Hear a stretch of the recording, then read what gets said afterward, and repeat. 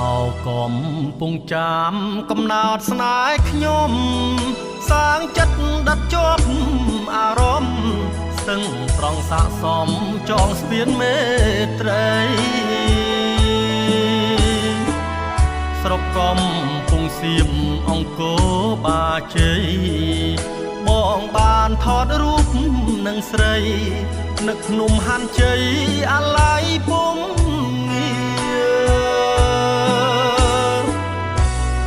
ចាស់ដំណាំស្រុកចំការលើលបលួចស្នេហ៍ស្រស់ជុំទើព្រៃឈោមលុបឈើ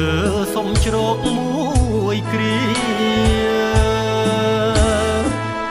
នឹកស្រុកជើងព្រៃញ៉ាំបាយជុំគ្នាបាធាយជាប់ចិត្តរមនីទឹកថ្នោតពុំងាញ៉ាំមើល